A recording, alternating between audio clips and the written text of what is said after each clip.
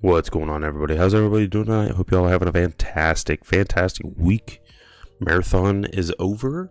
Let me rephrase that. Marathon Alpha is over. Unfortunately, I'm gonna have a few withdrawals coming from that because I loved playing Marathon. So much fun. But,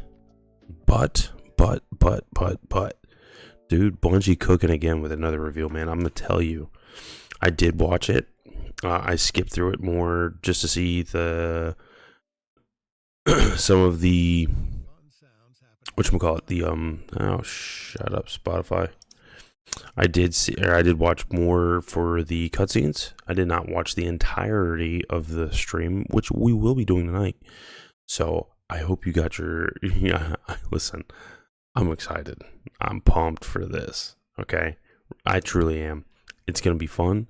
I'm gonna enjoy it. I want to break it down. I want to watch it with you guys because, like I said, it is the cutscenes that they show are. I'm pumped for what they got cooking.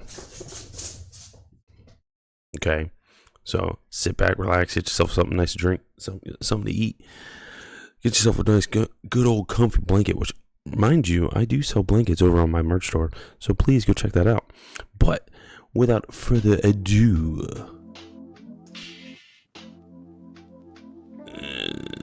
No. Thank you for the follow, Liam. I appreciate it, but let's go ahead and jump right into it. All right, boys.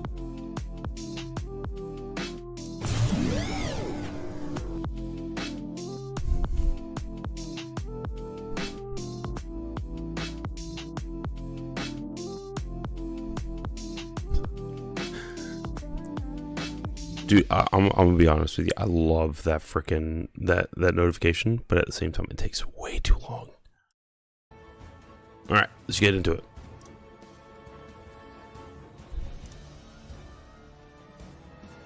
Yeah.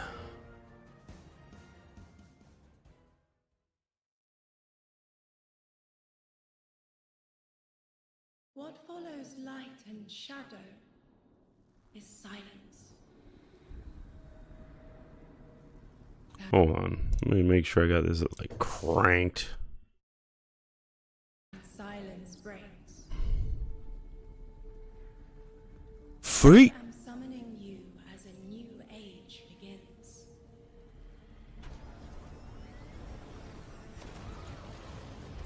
I see sapient life turn to each other. They remember how to look to the stars. They remember curiosity.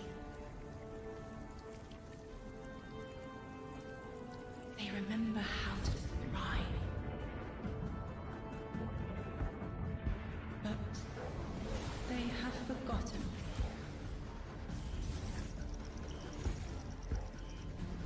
They forgot we were here long before the Traveler.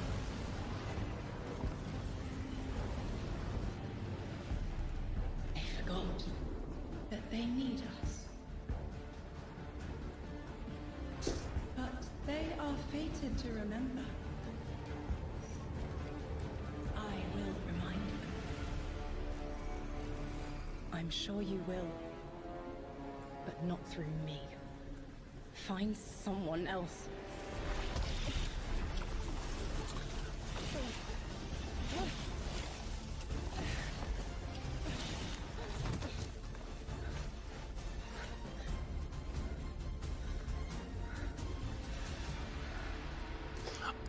My will is my own.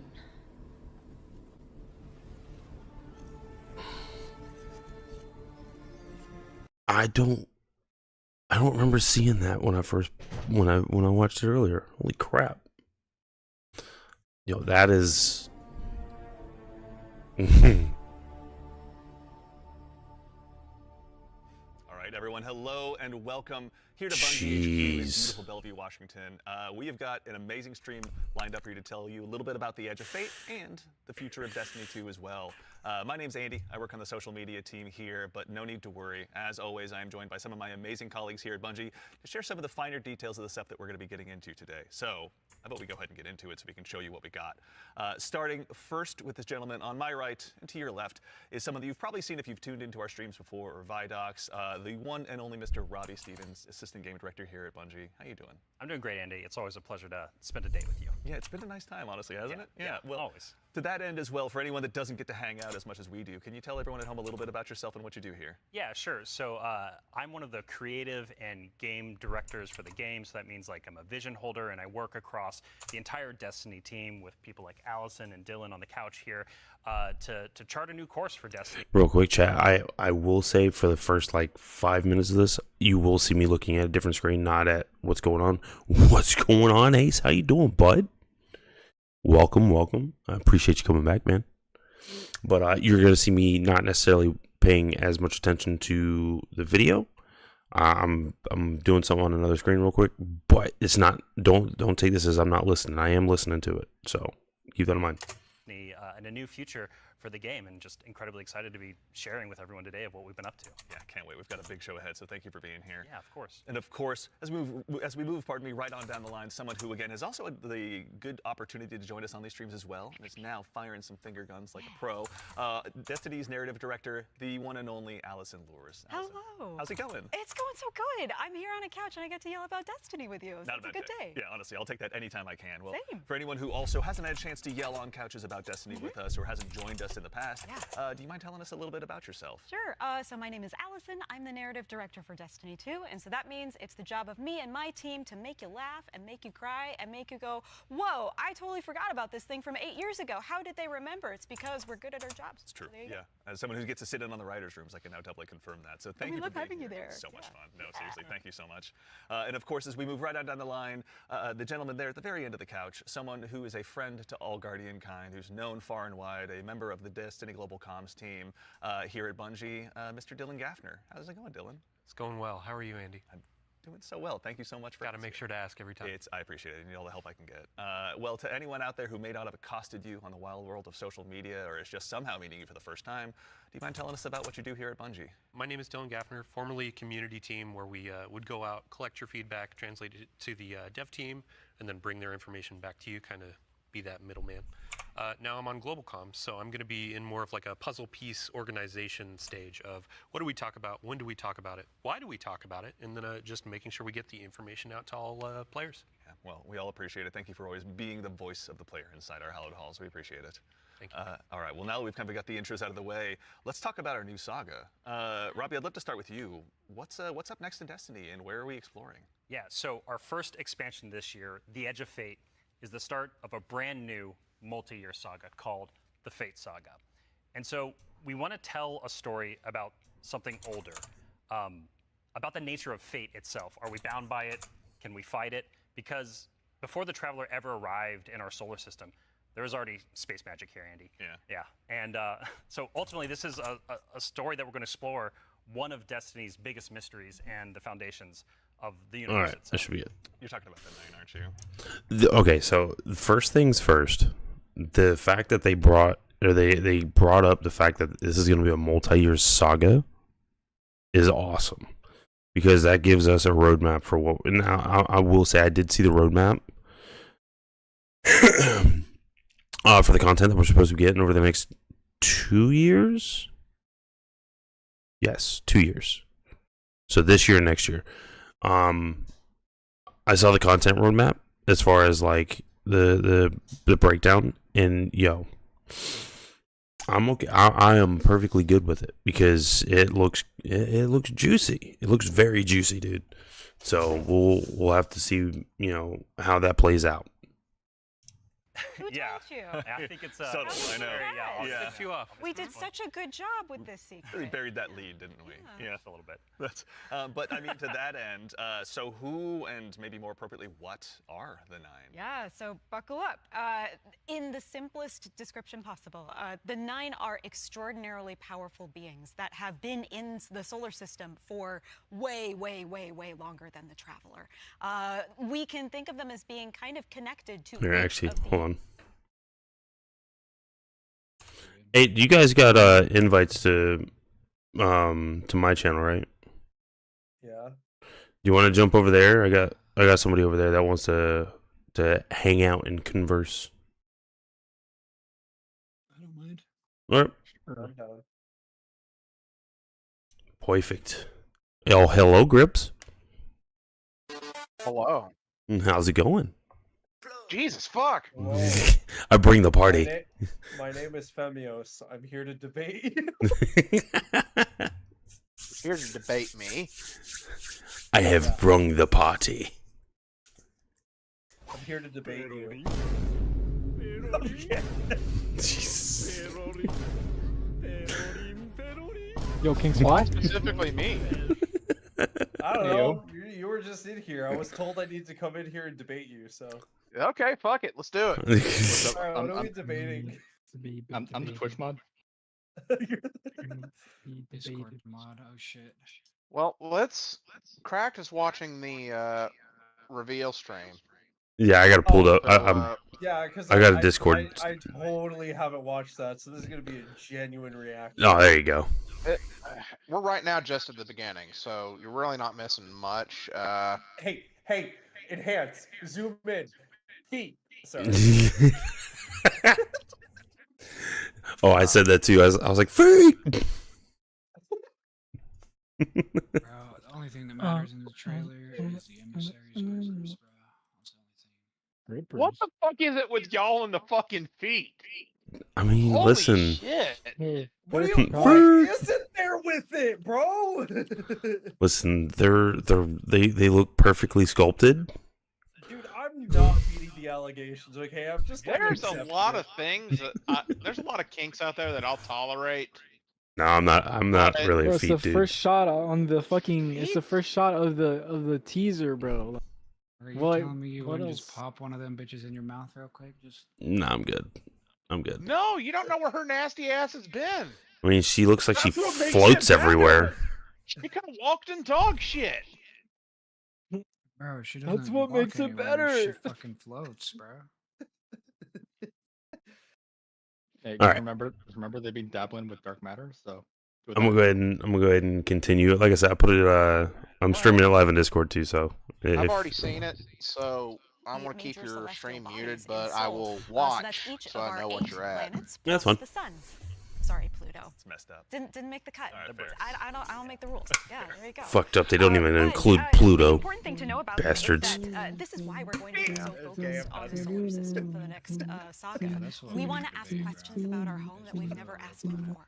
So when it comes to the Nine, obviously, Eagle-eyed Guardians have been able to spot references to them for quite some time, whether it be outright ominous or Yeah, straight dude, up I'm game fucking show in some spinning cases. so hard right can you now. Tell us a little bit maybe about what we should expect from them. Expect to be surprised. We're like you said, the lore of the Nine really ranges from like Star Horse infinitely neighing to the Nine doing genuinely awful things in our lore. And so the important thing to know about them is that the Nine are individuals. This Fuck. isn't a collective. It's not like a hive. If you mind. if each of them if you guys have anything that you want me to stop for, that you want to go over more in depth, just let me know. I have no mind. I have no problem pausing at any time. Well, Okay, just making sure I put that out there because I've done this before with some people and they'd stay silent the entire time, and I'm like, all right, I guess I'll pause when I want to. Quit without a 2 weeks notice. Oh yeah, Is that what I'm gathering? she straight up said, "Fuck it, I'm out." There's got to be some consequences for that. yo, Spoonie. Oh, in your definitely. chat said, can you pause every 5 seconds? Oh to yeah. review? Sounds Yeah. like you got a quota to meet up with.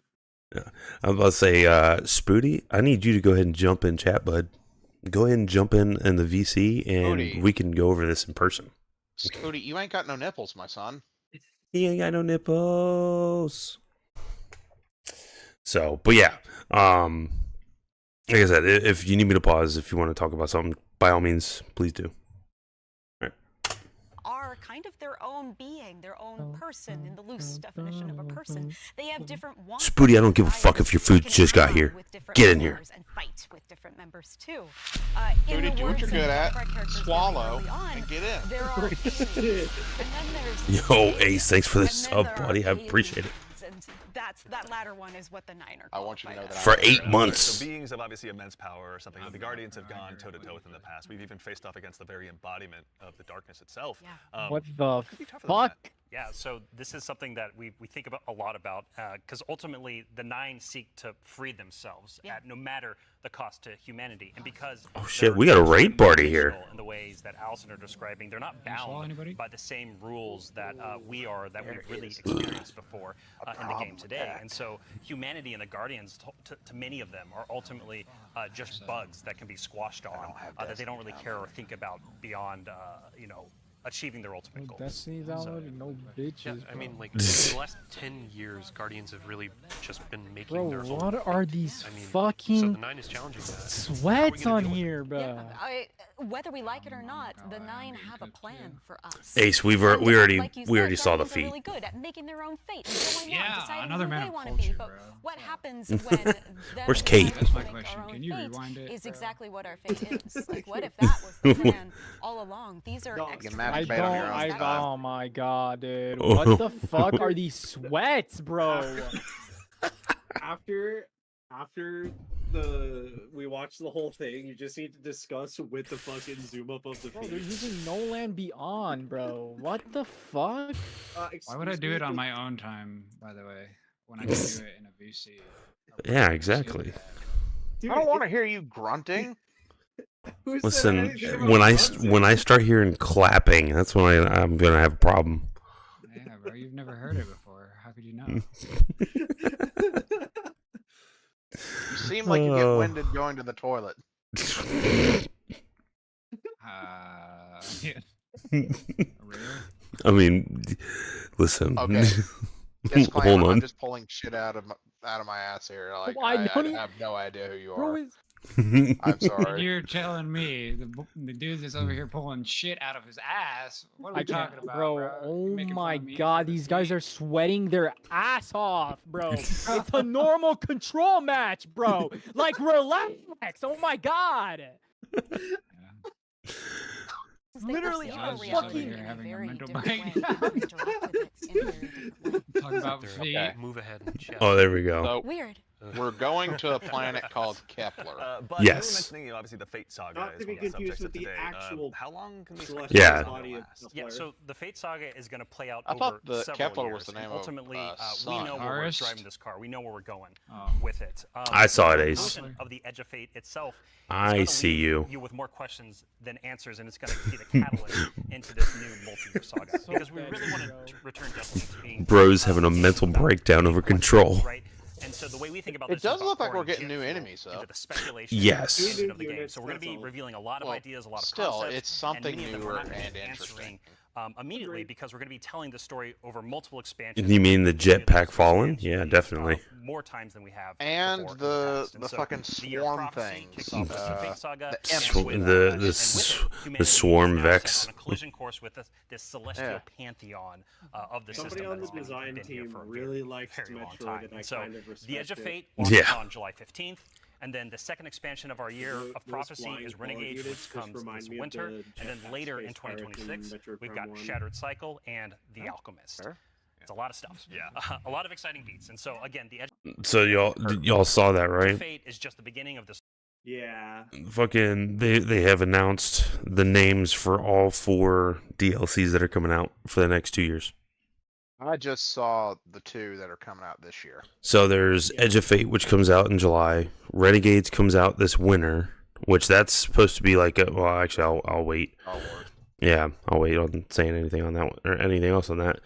Shattered Cycle, which is next summer, and then The Alchemist is next winter. Routine of the expansion.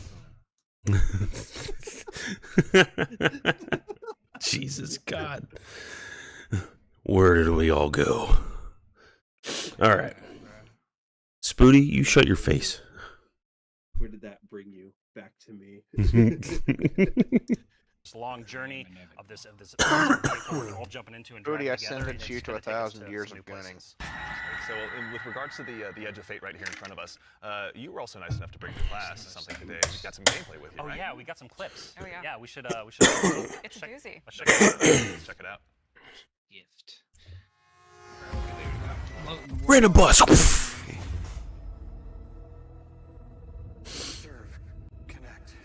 Having fun, so glad that you I am joined not having for fun, this David. elo. Really? I'm gonna mute real quick. Disasters. Observe, connect, conceal. I'm not human anymore. Return, conform, comply. No one else should know what this feels like.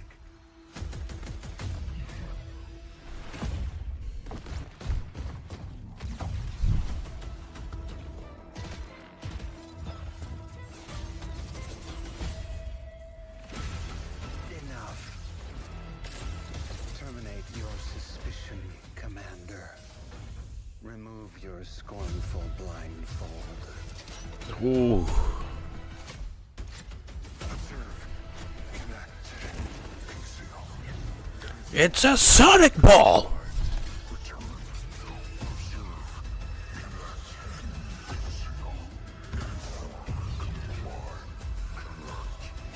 Hmm.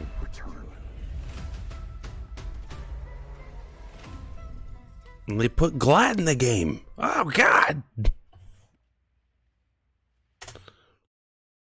Sorry, I had to mute there for a minute, just so that I can get. I'm doing this more that portion for clips, but Less than 33 seconds. For what? We were I told him to count how many seconds of actual gameplay was shown in that game. Oh. They were just asking how long the grunts were gonna last.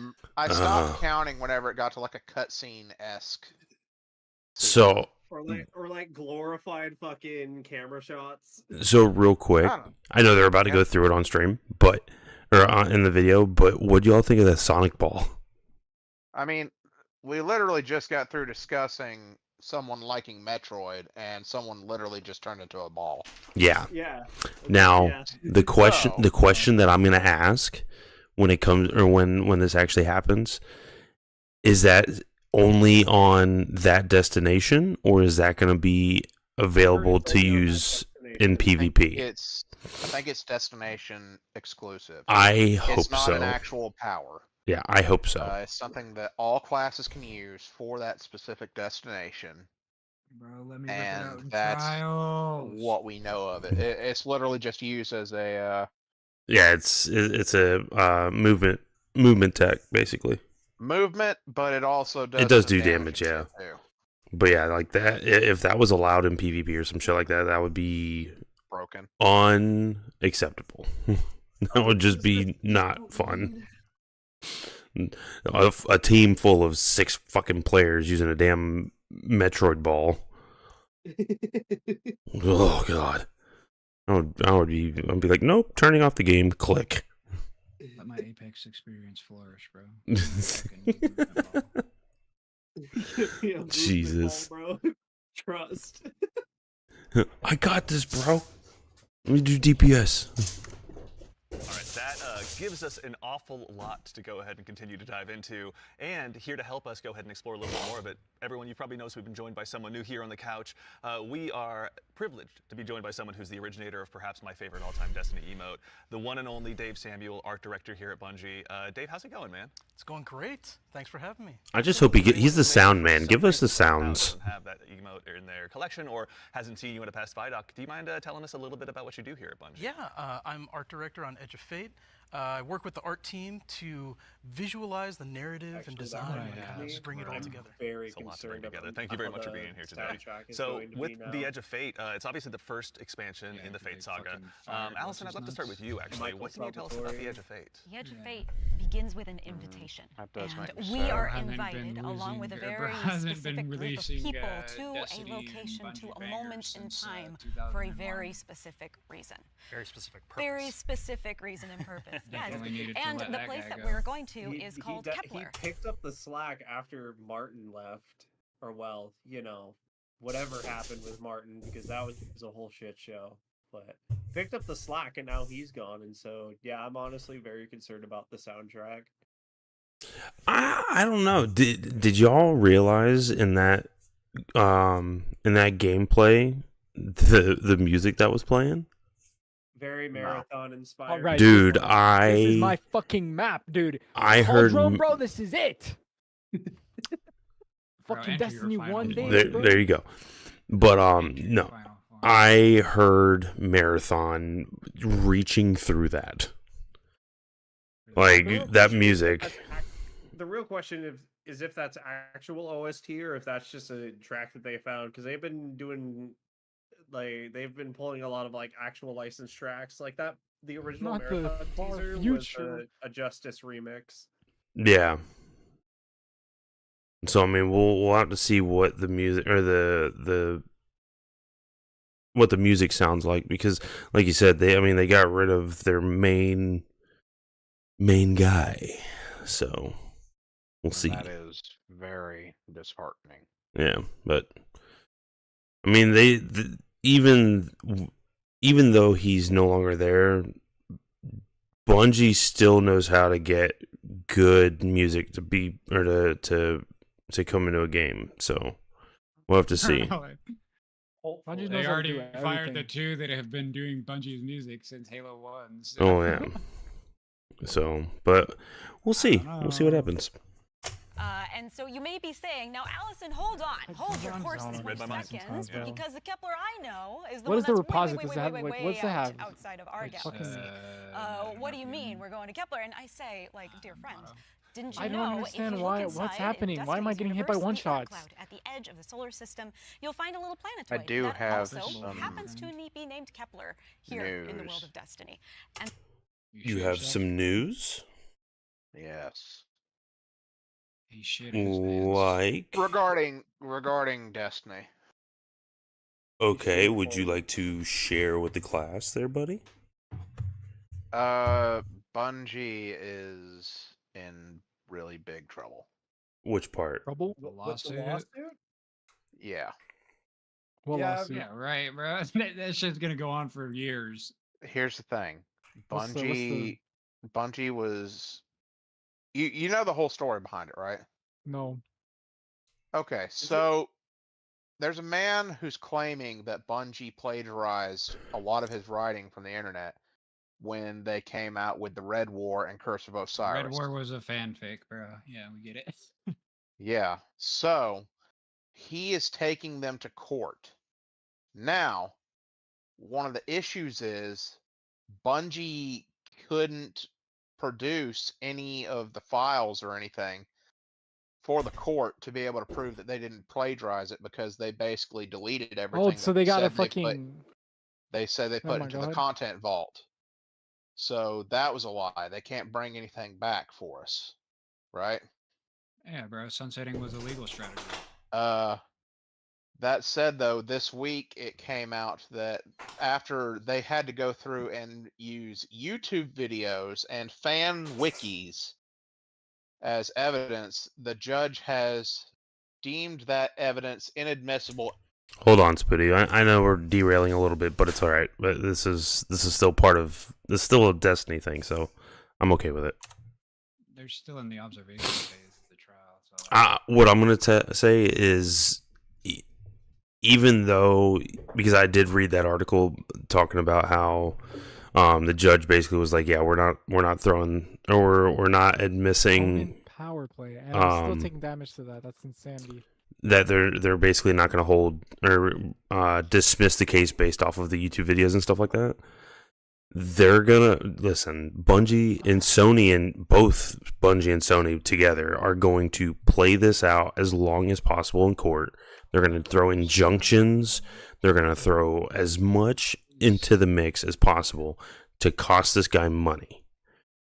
Because I guarantee you, Can't afford his repairs. exactly. They're billion-dollar companies.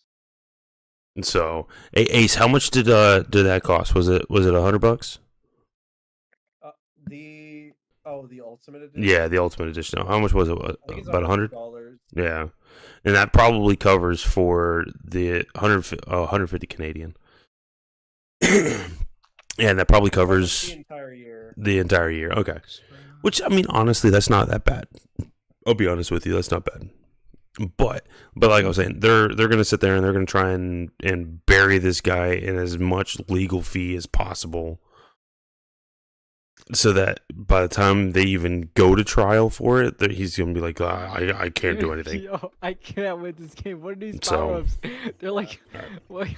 Let's get back on track here. And that's where we're going, to Kepler. Super excited. Yeah. This is kind of a Like I Robbie. said, we're they're not talking even kind out of before the show. This is like observation yet. like a No. first taste of something new, right? Yeah, No, so there's what still you're Hawk seeing Moon is here dookie. us This just guy's using trying Hawk something Moon. new. Hawk We're Moon's fucking expanding the sucks. universe of Destiny, creating new mysteries to uncover. This whole destination is about exploring a labyrinthian world that it took inspirations from things like Dreaming City, exotic missions, dungeons, and it's wrapping it all through a Metroidvania expired experience. And so at the heart of all of this, at the heart of the Edge of Fate, is a player-driven exploration and discovery Our local of an Bungie exotic dev. world with brand new abilities.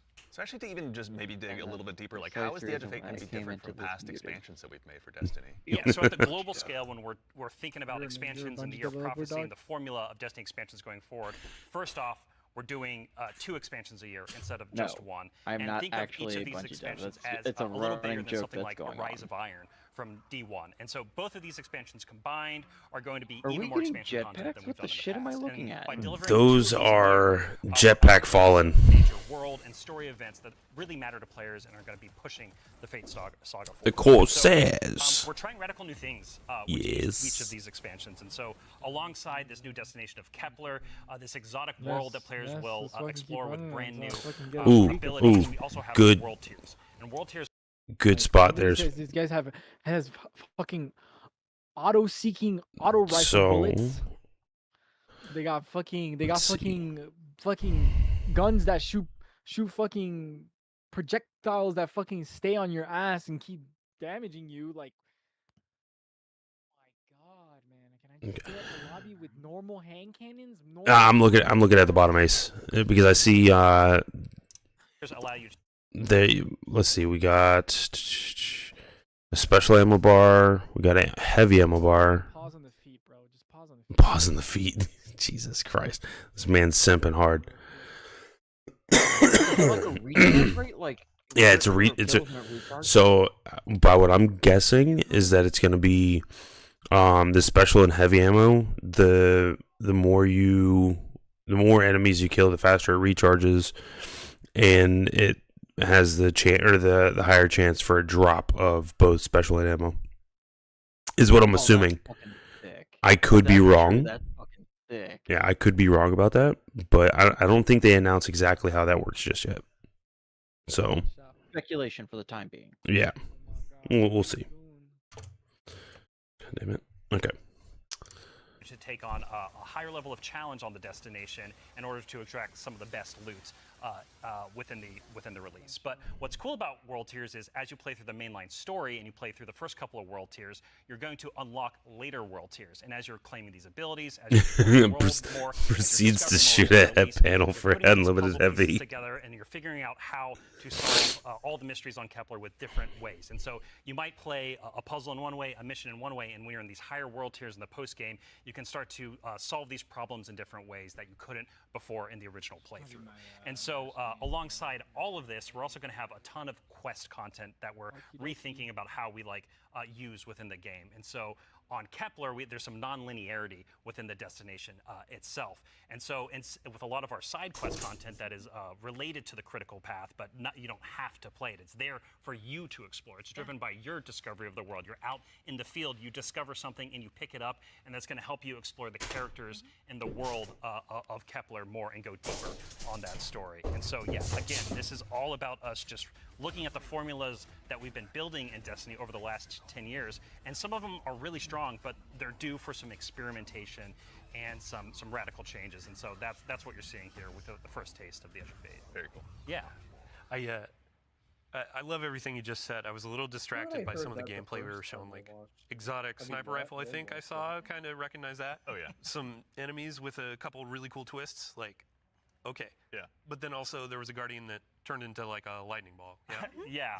So there's multiple new abilities that your players are going to be able to discover on Kepler that's going to make them navigate and look at the world in different ways. But the one you're talking about, Dylan, we see it as our premier ability, the crown jewel to release, and that's called Matter Spark. And Dave has joined us, and he's helps us take the vision of the narrative and the design and the art and smush it together in amazing experiences. And so I think Dave should talk to us more about Matter Spark. Please. Yeah. So there's this new source of energy on Kepler, this strange dark matter.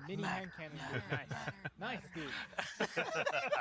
So the Guardian binds itself to the dark matter using the arc powers within. You can think of the dark matter as like a medium, and the arc is this catalyst that will allow you to completely change form. Transforming into Matter Spark lets you squeeze into tight areas, race around areas, jump over stuff. Okay, that's and it also dope as allows fuck. you to turn into this I love how they actually have ramps built for that. rolling ball of death, jolting and shocking enemies. They'll have areas that you come can across only your access by Obviously, going in one big that, part movement, Yeah. one big part combat, but I mean, little even brawl just in addition spaces. to that, to look a little bit, wider, like how So, did the Matter Spark ball that'll be influence something the world interesting that to we're gonna be experience. inhabiting? Yeah, the team really had to rethink what it means to build a destination with these abilities in mind. A simple hill becomes a ramp to get to a new space. A crack in the wall, it basically will reveal a whole new area to explore. It's also a new way to engage with enemies. Instead of taking a bunch of enemies head on, you can find a Matter Spark pad, transform, turn into this electric ball of death, and then just start racing around the arena, dash over their heads, and flank from behind, and then really give the House of Exile on Kepler a bad day. As well, we should. Yeah, that's dope as shit, dude. So, what are some of the other Kepler abilities that we'll be able to unlock while we're out there as well? Yeah, so each of these Kepler abilities are a mix of dark matter and our Guardian's powers. So we have the Relocator Cannon, which is this new fallen dark matter tech mixed with void. This is going to allow you to bypass laser walls, use these cascading relay networks, and just basically teleport around the world. Another ability that we have is Mattermorph. This is dark matter mixed with strand, allows you to manipulate the environment. You'll be able to basically that's push and claustrophobic. morph and move geometry to create bridges, open up doorways, and then also reveal secrets and new opportunities. Yeah, so what's really important about what Dave is describing, and when we were thinking about building this world, it was all about hey, here's this new tool to navigate and see the world in a different way and solve little puzzles and mysteries throughout the missions, the free roam, and the quest content, and beyond. But also what was really important to us is that we lean into Destiny's first-class ability gameplay. And so with Matter Spark, like Dave is mentioning, you're jumping, you're dashing into enemies to destroy them, you're doing giant explosions with them. With the Relocator Cannon, you're just blowing everything up with void explosions and graviton lance style little secret projectiles. And then what's really fun about Mattermorph is you can just be throwing these strange shurikens basically to just delete an encounter before you then start to morph the environment around you and move to the next area. And so it's just really exciting I'm incredibly excited about watching players just solve puzzles and fight encounters in ways that we don't even expect yet, and see how they take on the destination. And just I really want to emphasize, you're going to be upgrading these, and when you get into especially the post-game experience, it's going to unlock. There's something unlocks with Matter Spark that really changes the way that you can play through the entire destination. So when we're talking about dark matter, yes, we have darkness abilities like Strand and Stasis already. How is dark matter different? Yeah, so dark matter and darkness are two completely separate things. They're completely different things. But dark matter does exist in our world. In the world of Destiny, we know it as being tightly connected to the Nine. It's what the Nine are actually made out of. In our world, dark matter is invisible. You can't really see it. And it wouldn't be very fun to make a destination where there's an invisible thing that you can't actually see.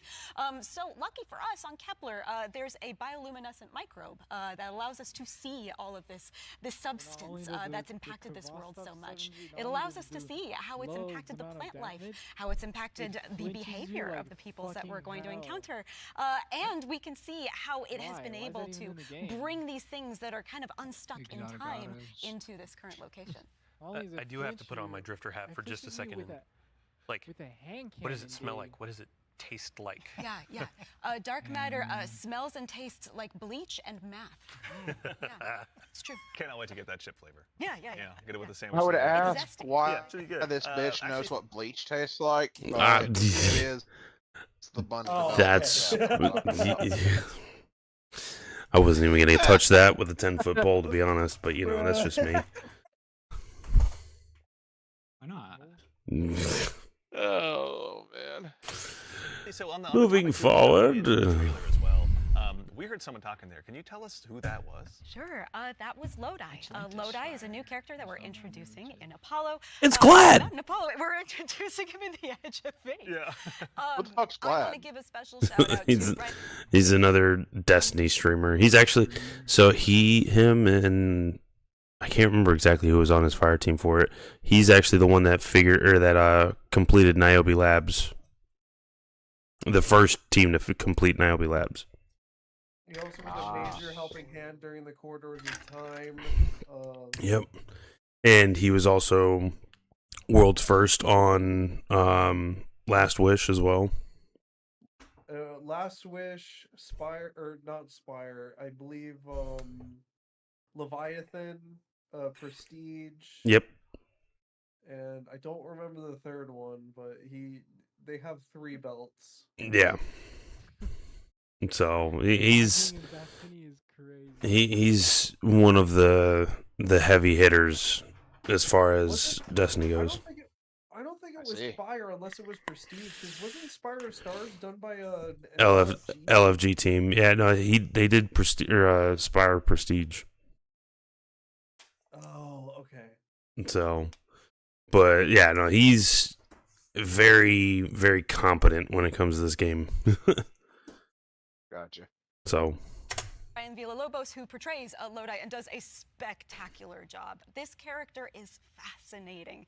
He's kind of a fish out of water, but the fun thing about tropes is to kind of put a twist on them, right? So what if that fish that we pulled out of the water was the most qualified fish to be pulled out into the air? Down for anything. It's down for anything. Yeah. And what if that fish was kind of made to be pulled out of the water? I don't want to give away too much because this character is way more fun for the players to figure out what his deal is. But I will say that Lodi is very, It's a weird. far from home. Very fair, very exciting. So I do have to call out too before we started this. But You and Robbie were hasn't talking about how that Lodi is actually been done before, maybe in a movie.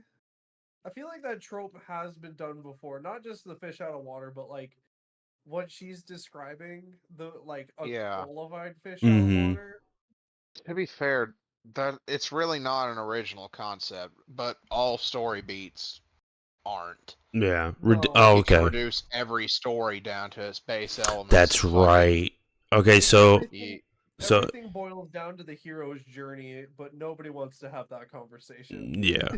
So Eater of Worlds was the one that was done by the LFG team. Redeem with Glad got Spire, but they got a bunch of shit about it because that was when the coil glitch was still going on. Oh, okay. Yeah. Eater, that was the LFG team. Yeah. I thought it was. I forgot if it was Eater or Spire, but I always get them mixed up because they're both of them are World's first strike. Yeah. Yeah, exactly. like a notice me character. Oh yeah. Robbie wanted a senpai. I did. I wanted someone that I just wanted to spend a bunch of time with on this new adventure we're going on. Yeah, a friend that we can look up to. Yeah. Right, yeah. Notice me.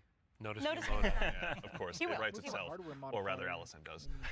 So, with regards to the characters as well, so is it a whole new cast of characters in the Edge of Fate? No, we're going to see some new faces like Lodi and other characters, but we're also going to see some familiar ones too. Freaking coil glitches, you're right. The stakes are high enough that she's here investigating what's going on. And as it turns out, in one of our major mysteries, she's kind of at the center of it. She was invited here, as was Lodi, the most same as we were. All of it's kind of tied together. Very exciting. So So the way, if I can, No, no, yeah, please. no, Yeah, yeah, please, like yeah. the way we think about this is about all these characters, their fates are intertwined in some way. There's these puppet masters that have been pulling the strings for a very, very long time in order for everyone to get here at this moment. And so, as a guardian and these characters involved, they're going to have to decide if they're fight your fate. Like that's what we think about. For these individuals, that's what they're going to have to go through and determine about how they can stand up to this new conflict that is surrounded by the Nine, because they are fated to be here, and what does that mean for them, and what does that mean for their future and the future of Seoul itself? So with regard to these new characters and this world we find ourselves in, was there anything about that setting or in particular that really influenced the creation, rather, of this world that we're going to be inhabiting? Yeah, I'll give you a list of fun facts. First off, if you've been paying attention to Destiny over the last week or so, you already know that there's been people on Kepler for a long time. That's an old-ass computer that you were putting those numbers into. We also know that the Vex are here. They're studying the Nine because it turns out the Nine can do something that the Vex can't. As Dave mentioned, the House of Exile are also here. They've become fixated on a being that they call the Giver. And kind of most importantly, the dimensionality on Kepler is really thin. So the 3 dimensions that we can know and see and touch are very close to the realm that the Nine live in.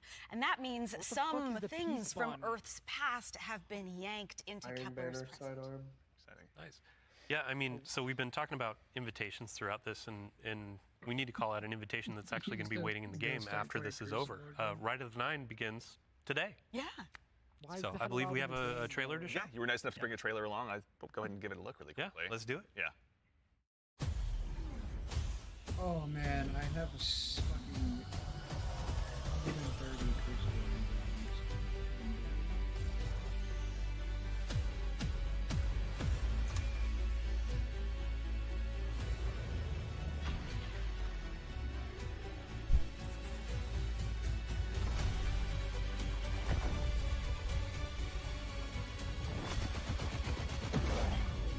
I'm not sure yet, Spooty. I might, I mean, depending on the fire team,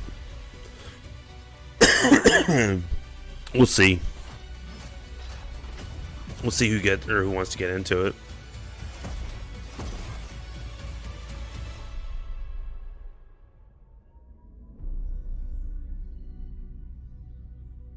Begins today.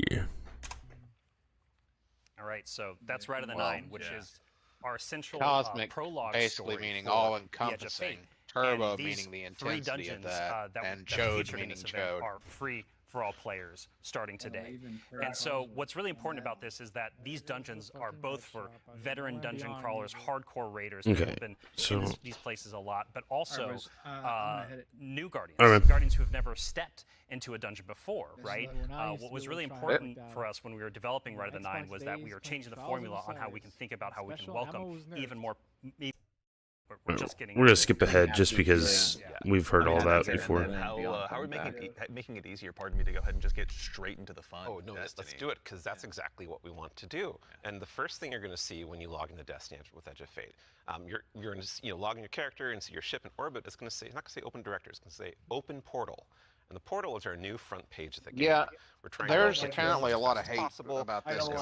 I'm not sure why. We even have I don't see why. I think it looks pretty good. No fumbling around with the map. It's new, and it's not like they got rid of the world director.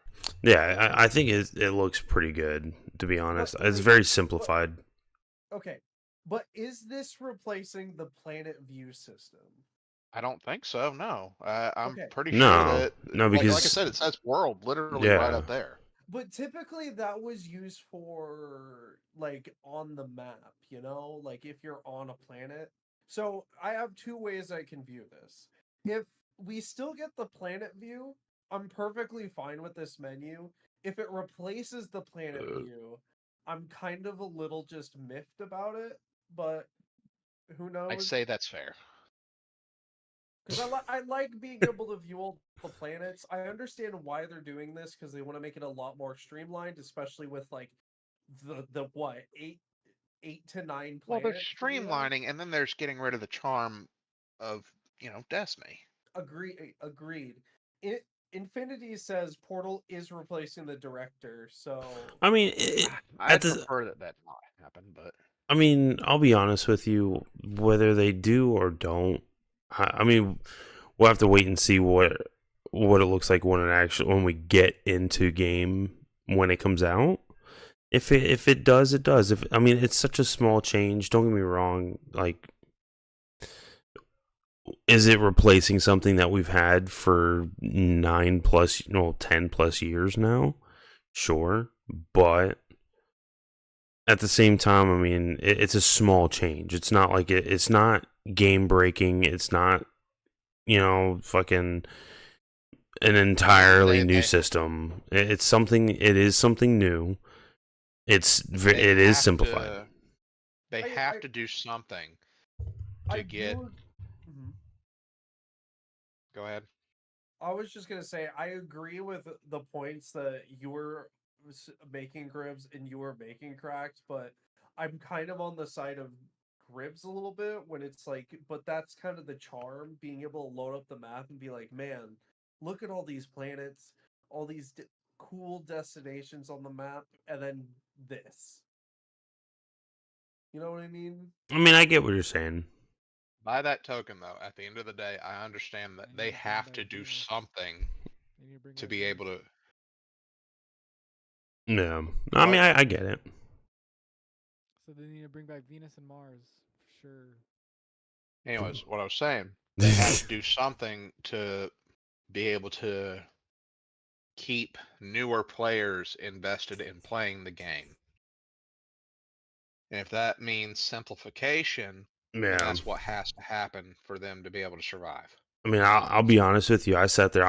I had someone come in that has never played Destiny before. Or when was it? It was after Lightfall. I think it was after Lightfall, and they did the whole New Light experience because they've never played before. And I was running with them, and they're like, "Dude, there is so much information to take in that's missing." And well, not even that. Not I'm talking like on screen as far as like the director, as far as quests and all that kind of shit. And he said, and he's like, dude, like I see where it's taken me, but then there's notifications across the entirety of the screen saying that I have to go here and I have to go here and I have to go here and I have to go here. He doesn't know where to go. So I mean, this could be a way to streamline how it works for new light players, for new players, and make it easier for them to understand. Oh, I need to do X, Y, and Z. It's not just a UI streamlining either. Yeah, it's the story, because anyone who's coming in right now as a new player has no idea what the fuck just happened. And a lot of the fucking story content you really had to have played for at least the past fucking 7-8 years. Well, I was able to pick up on shit pretty well, and I came in originally during the Red War, and then I picked it back up at Forsaken. Yeah. Okay. I was able to kind of pick things back up. However, with the amount of story and side stories that have gone on over the years, you lose a lot of context. Like, no, for real. if someone came in today, especially with the seasons that are now gone, and especially like the Witch Queen and Lightfall seasonal stories, like the Lightfall seasonal stories, even though Lightfall was bad, the seasonal stories led up to Final Shape, even though it was just kind of a goose chase. Yeah. all those seasonal stories are lost. I will say something because I know they mention it later on in the reveal stream, but on top of that, they are taking out the whole seasonal aspect of it. So they're not doing seasons anymore, or well, they're not gonna do. No, they're going back to the Osiris and Reminder formula. Exactly. Which is good. I would much prefer that. Then the problem still is for everyone else the context up to this point, which I know they tried to do with like the little like timeline thing at the top, but like there's so much lost in that timeline recap too. Like, if someone coming in playing Final Shape they would have no idea who the fuck Kate is, or even really want to care, because they never played anything before Forsaken, and they couldn't play Forsaken because Forsaken's gone. The only content that they have is Shadowkeep and Forward. Oh, that's not true. Right? Technically, if you do the New Light experience, you actually get a mission or the mission where Cade dies. So technically, you do have that. So you do learn that. But you only learn that D- detail. You true. don't learn anything True. else about Forsaken. I understand and that. everything's so Yeah. condensed in that New Light experience that it just really doesn't. No, I don't trust feel me, like I get it. it. I get it. Yeah. But at the end of the day, the way that they're moving forward, I feel that it's in the best interest the way that they're doing it, because not only are they yeah, what's up? Bro, you should make your own podcast, bro. Shit. Like a really good podcaster. There needs to be. You elaborate. You articulate your stuff really well. Well, There needs to be I try and a play both way- sides. I play both sides of the fence here because I look at what's good and where it could lead, but I also can understand and see where things are bad. The There Cracks needs to be Podcast. a way, though, for them to ease new players into the story without drowning them in story, but also not ignore things that have already happened. True. No, I get that. Like, I feel like anything going forward needs to feel like its own standalone thing, while still making some callbacks to the original, but not so deep a cut that newer players are like, "What the fuck? What just happened?" And No, then I get the that. long, They like need 10-year players the are way like, they need to do it is they "Oh, need shit." to make sure that the story that they're being introduced to tells them the past story without drowning them in a sea of content. That's what I said. Yeah. He just simplified it for you. Listen, Marine eat cran. Arng. I'll have you know that I have sophisticated palate. I like colored pencils. Listen. What's your favorite color? Probably, Fucking probably, idiots. Of course you had to get your word in there. probably Blorange. Oh my god, the symmetry is busted. Listen, just give me all of the green crayons, okay? That'll make me happy. Blurple is also a good choice. Also, if you want to give me super glue, I highly prefer Gorilla Glue. That's probably the best. Not until you Tasty. tried airplane modeling glue. That shit has quite a heady odor. Listen, I'm not going for odor. I'm going for taste. I'm a sophisticated man. Oh, we're not talking about getting high. No. Disclaimer: Sir Crack D does not support drug use unless it's extremely fun. And I second that. All right. Extremely Also fun taking or other big parts of the extremely game, funny? the ritual game and first season, and putting them into these Oh, okay. ops categories. Or so both. The idea is that we're having these different ops. Okay, for I feel like different we're getting moves. way off We're task having here. solo ops. Why do you think I started the video? A bunch of fire team ops. We have pinnacle ops, and of course we have crucible ops. Still super important for the game. Yeah. I mean, to start up at the top, can you tell us a little bit more about what solo ops Oh is? yeah. So solo ops is exactly what it says on the tin. It is a bunch of activities that are made for solo players, and the conception point of that was we want to make activities for players who have a smaller amount of time that they want to play in, and they don't necessarily want to have dependencies on other players, but they still want to get in there and play for 10 to 15 minutes and get some real progress. Yeah, get some loot. Yeah, get some loot. Yeah. Get some loot and get your character forward and feel like, I played some Destiny, that was great. And even if you don't feel like playing with other people, that's fine, because we have an activity type that is designed for one player. Excellent. So, I mean, to that same end, what are some other ways that we can play and have fun using Portal as well? Yeah, so Robbie actually has a great way of talking about this. So. Yeah, some of the North Star that is what we talk about when we were developing the Portal early on was like, where are we headed with this thing? And ultimately, it's play your way. It's giving players more agency, more personal drive to figure out how they want to engage with the power climb and the new progression systems coming and our seasons. And so the entirety new progression and power climb is now all available to you in the Portal at your fingertips in one place. It's really easy to find, really easy to jump in. Anything you play inside of that category is gonna, any of those categories is gonna help you make progress. And so, because we want Destiny to be welcoming not only to new players, but also old players who are coming back to the game to join us with the Edge of Fate. And we also want this to be like a new even playing field for everyone. And so, as part of this is a commitment from us as part of the core hobby and all the seasonal content we're building, that we're going to be continually investing in this, right? We're going to be continually updating this over time for years to come.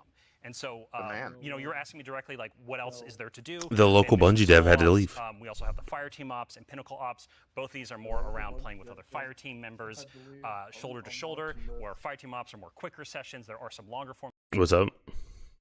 I'm just telling Zoe that I'm watching this. Oh, gotcha. Things in it too, but then Pinnacle Ops are more about those really long form or more challenging kind of focused activities like exotic missions, for instance. And so, and then the one thing we haven't talked about yet very deeply, but is incredibly important, and it's something that I think we've done for the first time like ever, or maybe since early D1. It's been it's kind of a return to form. Yeah. You're going to be able to experience the entirety of the power climb within Crucible Ops by playing PvP, right? So this means, like, if you want to be sweaty, Andy, which, like, I know you're Dylan too. I know you're that way, right? Like, I know both of y'all. Like, if you want to put those sweatbands on, you're going to be able to play the entire. All right, Ace. I appreciate you coming by, man. Season here and earn some of the highest tier loot that's also available in the game. I have to say, this is like super exciting because like my player type or other folks out in the community, like they want to go in, they want to jam on PvP, but then their friends invite them to do a dungeon or a higher tier activity, and they're like, oh wait, I need to grind a long time to get up to power. Now through PvP. They can get up to challenge, and so we have a really hugely expanded activity customization system. We have a lot more difficulty levels, and we have a ton of new modifiers. We have 50 new modifiers along with all the old modifiers. Okay. That we've. This is something that we can talk about here. What do you guys think about this? About the modifier system? How you can kind of modify, or you can customize it the way you want. Welcome back, year one Nightfall system. I mean, yeah. Now, would you say this is a good thing that we're doing it this way, or is this something that you are not? Me personally, I think on one side it's good because if you are like a hardcore, fucking, I just want to run the hardest difficulty possible, then you're just gonna add everything in there, but at the same time, if like, you got somebody that doesn't necessarily know a specific Nightfall, you can kind of start them at the bottom and you can slowly introduce more modifiers in. You know what I'm saying? Yeah, I have no issues with this. I actually don't have any issues with this. I don't either. Okay. It's also kind of neat that they have match made too. Did you notice that? I did see that, and they also added a new final tier. If you noticed, underneath Grandmaster, you have Ultimate. I think it's, yeah. I did see that. Yeah, there's an ultimate mode. Match mode, I mean, that's no different from how Nightfalls are now. Oh, true. What is it? The first two difficulty tiers are match made, but then everything after that, you gotta. Oh, I thought this was a dungeon. No, this is this is Nightfalls Strikes. Yeah, gotcha. But what I would say is they're probably gonna have normal, advanced, and expert will be match made, and the master might make that one match made, maybe. And then Grandmaster's probably not. It'll probably be up to expert. Oh my god, that's just So, OP, bro. but that are going to make this big That's what Fire curated web Team Finder of is options for, for though. you to True. experience any of the PvE content in the curator. This guy And so, did no like, we have damage. Banes, not just old Banes that we have, but new Banes as well. We also have boons to help you with Difficulty advantages and impossible. activities and for your build. We have challenges and trade-offs. And the fun part is you're going to get these different combinations. No, don't that cut are away. I available, want to watch and that you're going to Bungie then make dev a mix suffer. that's actually going to Yeah. the way you play. Roll- be pretty wait, roll interesting, back. Sometimes be the way you prefer What to you play, need? which is in your activity. What you Look need? at the power. Oh, I know they reset power. Yeah, they're number squashing. Yeah, they're taking us back Good. down to 0, and we're going back on the power grind like what we used to do. Fucking good. I'm excited about that because I missed the power grind. Look, the power level means absolutely fucking nothing anymore. What's the point of me being 2020 power when It's a there's full- nothing out there that's at fucking 10 power for me to compare that to? Yeah, exactly. Exactly. They keep raising it, the ceiling, but also raising the floor to the point where there's no point just because number go bigger. Yeah. At one point, I thought they were going to do something, and I was really excited about it. I thought that they would make like I thought they'd make like a seasonal limit where you start at 0 every season or 1, and then go all the way to 100, and then reset it like that. I feel like that would have been a better fucking option. We had the speculation that we were gonna do a legit power grind again between Lightfall and Final Shape. We thought Final Shape was going to come out and we're going to have to actually have a legitimate power grind for it. But that didn't happen. We only went up, what was it? Like fucking, like 100? So... I have no and for your complaints about build, we number have squash. challenges and Neither trade-offs. Neither do I. I think that's a fantastic You're thing. going to get these different combinations that are available, and you're going to then make a mix that's actually going to change the way you play and be pretty interesting, and sometimes be the way you prefer you play. Like there's a new boon called Grappler that I personally love. It's kind of my preferred way to play, where they give you 3 grapple grenades, replacing your current grenade. You can't do the melee, but they recharge super fast. guy? So any build you want, you could now Spider-Man around any map. It's actually super fun. It's so fun. Yeah, and I mean, like, what's at the heart of what Ben is talking about is what we kind of call the virtuous cycle, right? Where you're going to be crafting your build, tinkering with the activity, looking at like how you can earn a higher tier of reward by Kind of trying to higher skip tier around as here. you earn better Kind loot. of. You're looking towards that next mountain to climb just ahead of you. Matchmaking and fire team ops. Oh, and, yeah. And we have fire team finder, and so you're able to like really choose kind of what you're kind of leisurely, bite-sized activity. But if you want to take it and say, I don't want Weenie Hut Jr., I want like esoteric level solo hardest thing in the world, like is Armor 3.0. Okay. Oh, here we go. The next Armor one 3.0. is gear tiers. And so, like, talking about Armor 3.0 first, Gear we tiers are seems probably making the interesting. biggest change ever since Shadowkeep. It's around the huge. system. It's Yeah, enormous. Okay, so Yes, we have... we're adding hold set on. bonuses, which is a long-requested feature. Tiers. Yeah, I'm going to roll So, back like, real quick. Talking about Armor 3.0 first, we are probably making the biggest change ever When they since get Shadowkeep. to Around the this- weapon one, Okay, so, yeah, this was weapons. concerning. Ammo bricks from defeated targets have a chance to contain additional rounds, increase weapon damage against bosses and opposing guardians.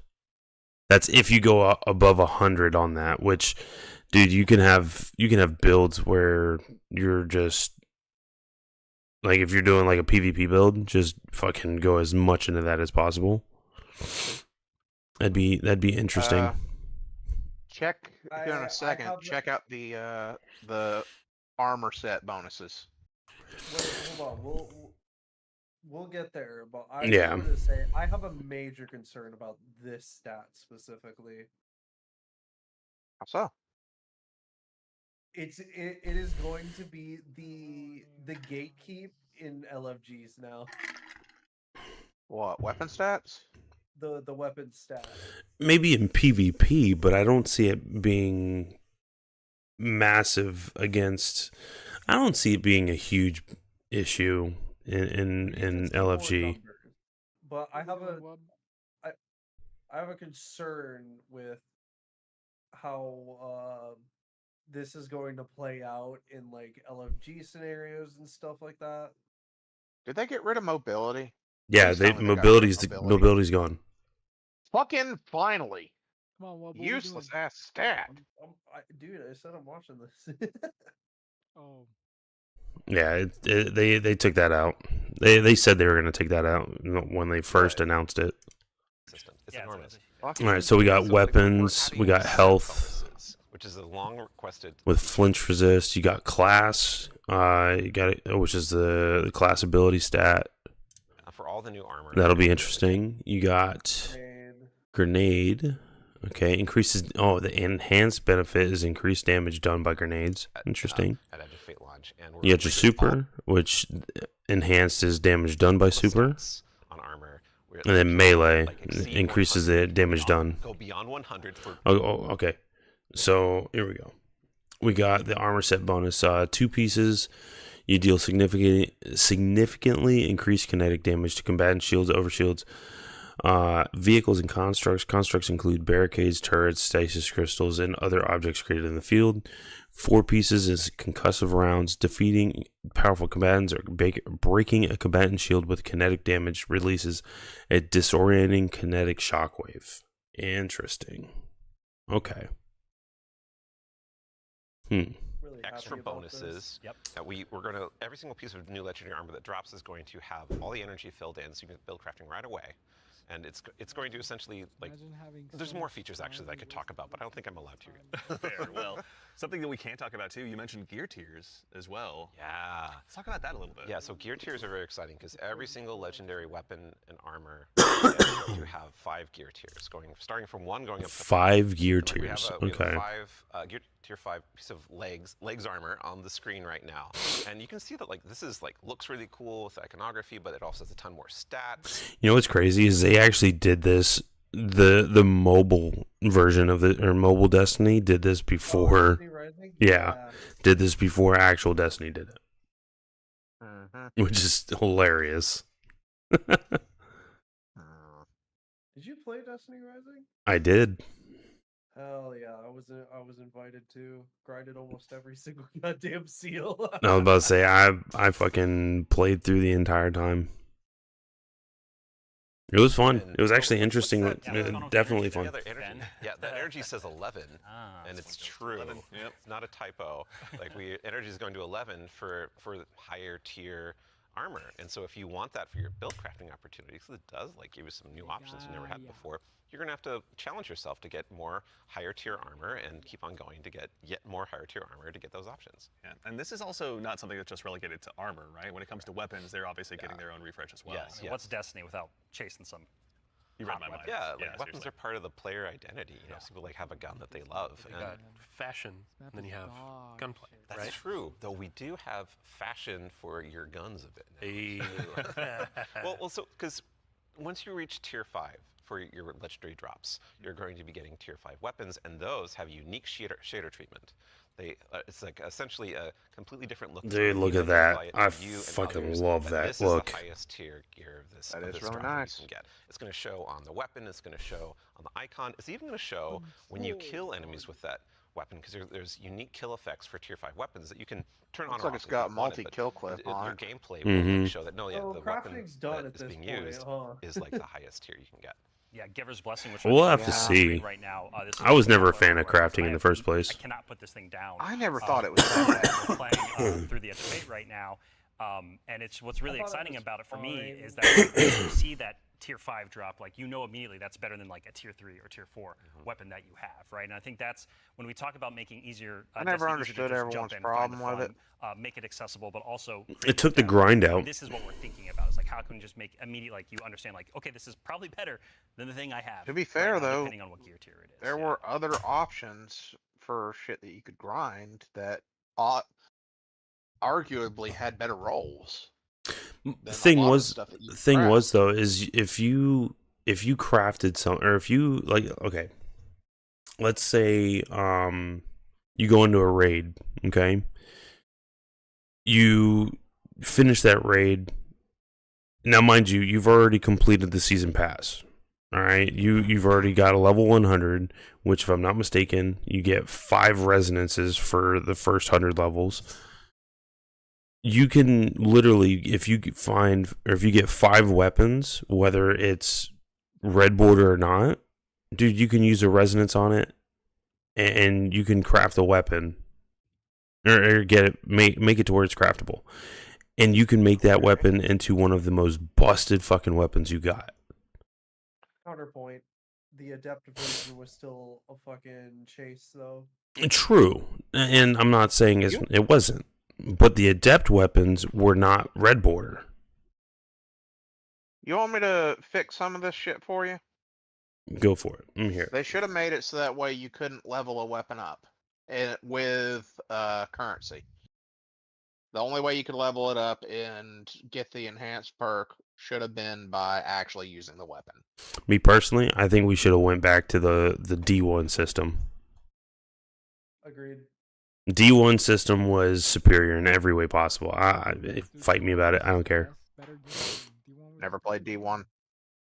So D1, you literally you can pay, use currency and materials to enhance it, or to upgrade it, or level it up, I guess you can say. But if you didn't have materials, dude, you had to literally use the weapon to upgrade the weapon to its fullest potential. And only at that point, once you get it to its fullest potential, can you say, okay, I don't like this weapon.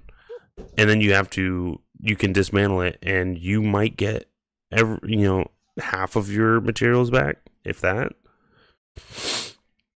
Like, dude, the D1 system was way better, in my opinion, when it comes to weapons. Except for when it came to the subclasses, I hated grinding for my subclass stuff. In a way, yes. Like, it did suck, because the fact that you had to you had to go and play to be able to upgrade it. But it's almost like the concept of what's more satisfying, going out and buying a fully built car or building a car from scratch. Building a car from scratch is going to be way more satisfying because you put all that time into it. Nope. Just build the car. I mean, yeah, exactly. But I mean, like that. I guess you can say I'm a little old fashioned, because like if I had the money, dude, I'd fucking build my own fucking car exactly the way I want it, like spec'd out everything the way I want. But I don't have the money for that kind of shit. So yeah, but same concept in my eyes goes for video games. If you want it super fucking easy, then sure, that's your prerogative. But if you want to complain about it being super easy, it's just the way that it is not. It wasn't as good. I'm just arguing the grind for the subclasses themselves was pretty bad. Yeah, no, I got what you're saying. But the weapons and the armor, grinding for that, I love the way that worked. But sometimes I just want to have access to my kit and be able to experiment, not have to grind and then figure out if it's good or not. Just give me the subclass kit and let me just figure it out. Yeah. That's my only complaint about the way it worked in D1. Everything else beside the subclass system was perfectly fine, though. Mm-hmm. So I mean, I do like the way that they're going into it, because not only, I mean, I don't know if they're taking crafting away. Who knows? They may or may not. But I do like the fact that they're giving us, more tiers of weapons. So you have tier 1 through tier 5. Same thing goes for armor. So now you have more of a chase to go through for the better weapons, the better loot. It prolongs the grind for things. And then on top of that, it makes it to where you're, and then on top of that, you got the actual power grind as well is coming back. I think that's phenomenal. So it should, in theory, it should bring back players to and have them stay longer. So Yeah, we'll see. I mean, that's a good example of how much time and effort is being put into these game systems to make them more like approachable. Change can be scary. There's a lot of change that's about to come to the game. We're Armor 3.0. We have so many new boons. We have a bunch of new stuff. And after 10 years of Destiny, this is going to flip some stuff on its head. So, I mean, we're going to have a bunch of blog content. We're going to have interviews with Robbie, with Ben, with more folks across the team that have been working on this. And then we'll also be elevating our creator community when they're creating guides, all that kind of stuff. It's going to be a fun time. But ultimately, a big shout out and thank you to all the folks that have been coming into our studio, giving feedback early on some of these systems so they can be more approachable.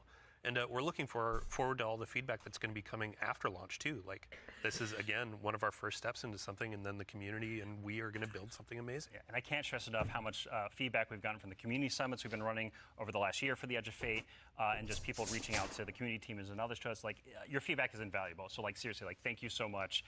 We're making this game together ultimately. Yeah, it's incredibly important part of the process. Like, I don't think we would be able to make what we do without it. Yeah. Working with the community is obviously a core part. Dylan, huge thanks to you and your team, obviously, for helping to lead that charge. And in advance for the big blogs you get to write. And then also our social media team will go ahead and get out the door. So go ahead and give us a follow. I think, Ben, you were saying you wanted to try to break the record for longest twid? I'm more predicting we are. Yeah. So it's not about try, it's the state of things. It's going to be a multi-month journey as we head towards launch. So. Yeah, be a good time. But, you know, we've been talking a lot about the core Destiny hobby.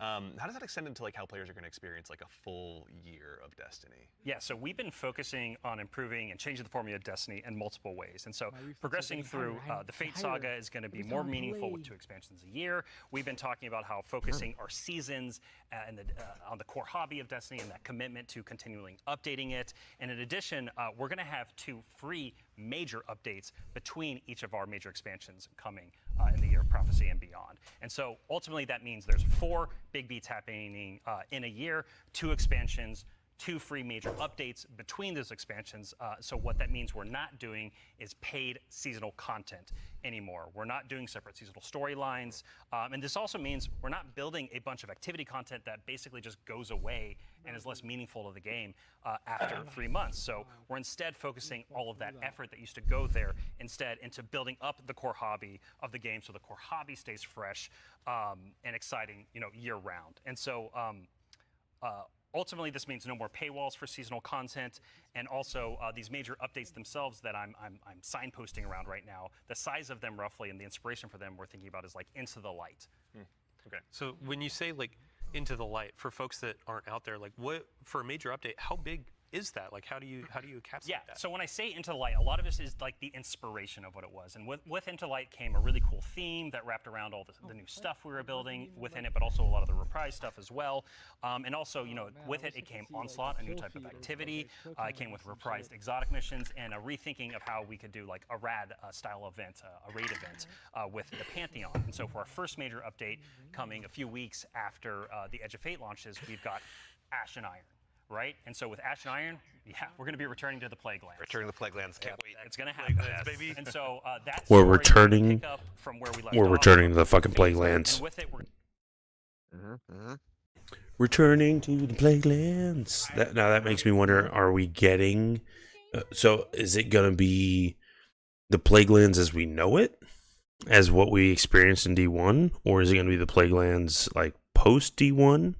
What's going to happen? That's the question. It has to be Plague Lands post D1. There's no way. So, but you know what's going to happen, right?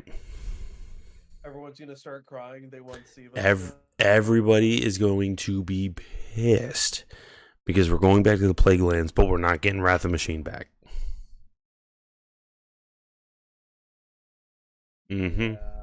Yeah. That's where people are going to get butthurt really bad. We're going to have a new activity called a brand new exotic mission. Excuse me. New types of pinnacle ops entering that for the first time, as well as, of course, what's Destiny without loot to chase? We've got new gear, new rewards, and 2 new exotic weapons as part of Ash and Iron as well. And again, this major update and all the seasonal content going forward is free for all players. All the activity content that exists in the portal, that's free to play. Very nice. So even to actually go one quick layer deeper on seasons as well, what are some of the cool things that we're going to be able to do with the season that's launching alongside the Edge of Fate? Yeah, Ben has been working on this space for the team for a while now, so I'm going to kick this one to him. Yeah, so we're trying to make anytime the best time to hop into Destiny. You know, and one of the ways we want to do that is we want to invest in events that are like accelerating the game and enhancing every part of the game, but also bringing new cool stuff. And actually, we've been working on this so long, we actually have some new cool stuff coming before the Edge of Fate. What, is the alpha over with? Yeah, it ended This today. Friday, you can play a little event, maybe you've heard of it, called Heavy Metal, which is Tanks vs. Briggs, a new PvP mode. It's super fun. I would kind of wish I was playing it right now, I'm not going to lie. But the thing that people at home don't know is we have a new reward. That's a unique thing in Destiny if you invest in this event, if you go and play it. And it is a free-to-play event, so this reward is free-to-play. It is a new combat vehicle that goes in your Sparrow sled, combat Sparrow, if you will, called the Griffin.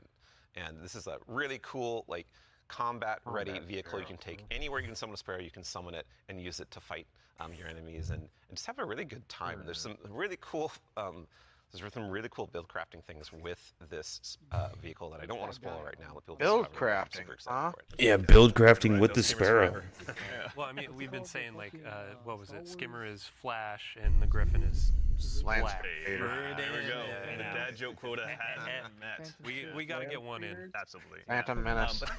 Ben, like you've got more for us, don't you? Oh yeah. So like I just said, there's more events that we're making. There's one that's going to happen right after the launch of Edge of Fate. It's called Arms Week. And it's a 1 week long event, and you're going to be focusing on one weapon archetype. Arms Week is coming back as well. This one is going to give you a new legendary weapon of that type. It's gonna Yeah, it was Arms Day in that are D1. for the week that are going to be super interesting and fun to play with, and some focusing you can do. But there is a problem when you say this event is going to be about weapons and about using them. Yeah, Thursdays. Test all that out. Right, and so I mean, I've been doing that in EDZ this whole time. I don't know the rest of you. Those poor dregs. Right? Yeah. But there is a new way now. We have a new feature, a long requested feature that is being added to the game with Arms Week. It is the shooting range. And the shooting range is being added to The fucking shooting range, dude. addition to the game with the launch of Arms Week. We're not This taking it is away. fucking big. You can go there and you can try out everything in your kit, everything about your build, with all sorts of simulations of different kinds of enemies and situations. And it's all real damage numbers. It's like It's even got a scoreboard. It's even got a scoreboard. For you right? and your fire team. Yeah, your whole raid team can go down into the shooting range and try out, like, see exactly how well you're going to do for some kind of boss at this range or with say, this yeah, who Yeah, can win the during, damage, right? Yeah, well, you're probably going to know. So we have a rally flag. It's not just a shooting range. Like, you can go beyond the firing line and use your abilities too. Yeah, you totally can. And like, if you wanted to, you could even take in Prismatic and pop Transcendence and try that out. And well, I think the reason why we're not seeing that right now is because it's a Titan. Yeah, it's a good soldier. Yeah. Standing on that firing line. Yeah, standing on the firing line. All about building that line. Yeah, Gribbs. Yeah, exactly. A lot of theory crafters are going to have to go ahead and have some upheavals to their Google Docs. Shut I'm your guessing. whore This will be a really good tool. Like, as we're adding all of these different systems with gear tiering and all of that, you can love go it. in and check those damage numbers in real time. Like, how do my stats change? How are these different gear bonuses going to affect my gameplay? You can see it in the tower now. Yeah. Yeah. And while we're talking about weapons, Oh yeah. You know you love my there's one more thing. Titanism. I'm excited. Correct. So, Yeah, I know. More events. Of course, there's more events, and the holiday events are coming up. Where Solstice is right around the corner. It's as summertime, well. right? It's summertime. Summertime is Solstice time in One of the Destiny most 2. versatile And Solstice has some really cool twists and such that we're planning. Thank but I'm you. not gonna I talk about that right now. appreciate that. I want to show you all the new hollow foil treatment we have for Solstice weapons. So here we go. Look at this fucking thing. This is the Look at hollow this foil thing. for Solstice in 2025. It is It's so good. It's amazing every time I look at it. Yeah. It is an ocean On a and gun. the line. Yeah, But it's only we tier put the 3. ocean on a It's gun. guard. How did we do that? It's What's that? I said, but it's only tier 3. It's garbage. It's a piece of shit. It's fucking trash. Nah, you know what's funny is what fuck, what's the damn name? You know what that looks like? It looks like the Huckleberry. It does. Very I mean, much. it is Tex Mechanica. That is true. But Don't they already have another submachine gun that's just like that though? The Huckleberry from D1? no, Huckleberry's in D2. Oh, okay. And they do. I don't remember the name of it though. It's beautiful. It's I not love a it. Tex And- Mechanical and one. It was any kind of, weapon that part drops of for this event can shit. have a hollow Spire foil. of the Tier Watcher? 1 or tier Yeah. 3. Mhm. Yeah, any Exactly. weapon can have a hollow foil. Yeah, the tier 5 hollow foil. Ooh. You know, Fairly certain. that's mid All the weapons in that were Tex Our Mechanical other based. events will also have Oh, you're hollow saying foil. Yeah, like saying Arms they Week. are. Arms Week will have Sorry, its I own thought you hollow said they foil were. treatment. Like we're the every event, a major event we have, will have a holofoil treatment. The holidays will have their own kind of special one, but yeah, Arms will have their holofoil drops that you can farm as well. Super exciting. No, it's going to be a good time. I'm going to have way too much stuff to chase down, so appreciate you guys putting all the hard work in, obviously, for that. But I believe we've got one more thing. Yeah, I mean, we've been talking a lot We've about got year one 3 of more Destiny, thing. Destiny, the portal, a bunch of different stuff, Edge of Fate, but we also have another expansion, and we need Allison back on the couch to talk about Right, it. yeah, Allison. She's the best one to talk Yeah, about. we've got something very exciting, and so once again, Allison, thank you for taking the time to join us today. We appreciate it. Of course. I'm so excited to be Yo. the one more thing. Yeah, it's a What's Fun up? fact for you. What's up? Tarzan's first wet dream didn't involve a human. Oh, you bastard. I hate you. tradition around here, so we're glad that you can obviously go ahead and lead us into this one. But, you know, as Dylan mentioned, we've talked about the Edge of Fate, but this is the first year we're going to be doing 2 expansions over the course of a year. Can you tell us a little bit about Renegades? Yeah, so we're going to have a dedicated Renegade in September alongside our major update, Ash and Iron. But earlier we were talking about how sometimes our formulas can constrain us from experimenting and innovating. And so in that spirit, Renegades is going to be very different from the Edge of Fate. What I can tell you, and we'll talk plenty about it later, is that we're going to be experimenting and innovating with activities, with social mechanics, and more. But more importantly, I want to talk about our inspiration. And so I have to kind of tee it up first. So Renegades is going to be a Destiny, like definitively Destiny expansion. This is part of the Fate Saga, and it's going to push it forward in important ways and introduce characters that we're going to spend time with for years to come. It is an essential Fate Saga story. And it's an homage to a universe that has inspired Bungie from the start. A universe far, far universe that all of away. us here on the couch grew up with, as well as everyone else at the studio and millions of you back at home too. It is a peanut butter and combination, a peanut butter and like chocolate combination inside of what we're making that could only be possible. When they hit the cutscene, I am going to mute real quick. Here. And so I am absolutely thrilled to be able to give our first sneak peek at Destiny 2 Renegade. Sneak peek! Look.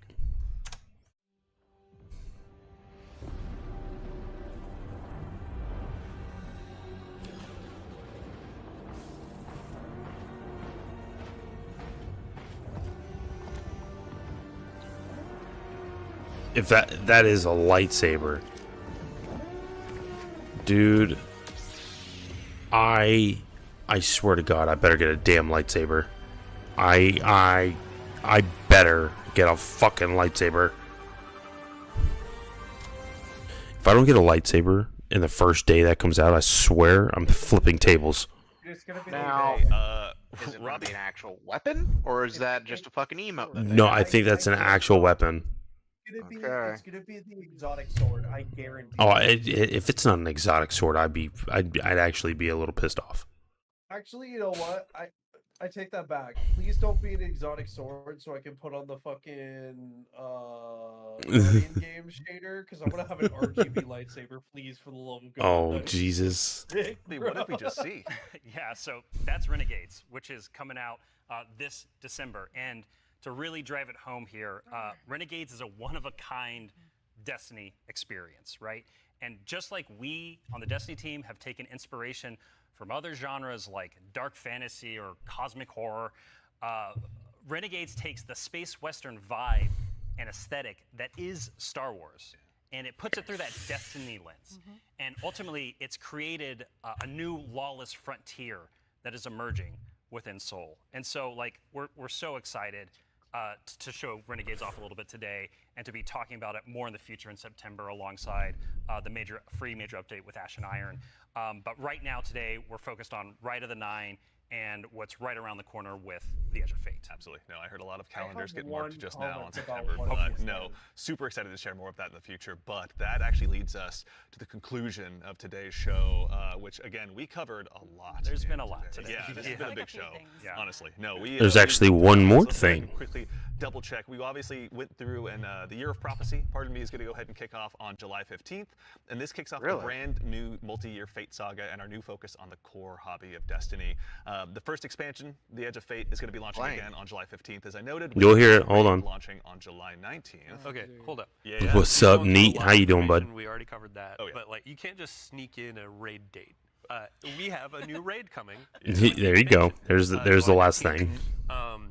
We're going to have a bunch of blogs. We're going to have the rules, regulations, all that kind of stuff for our raid race. Of course. We invite everybody to come in, try to go for that world first title.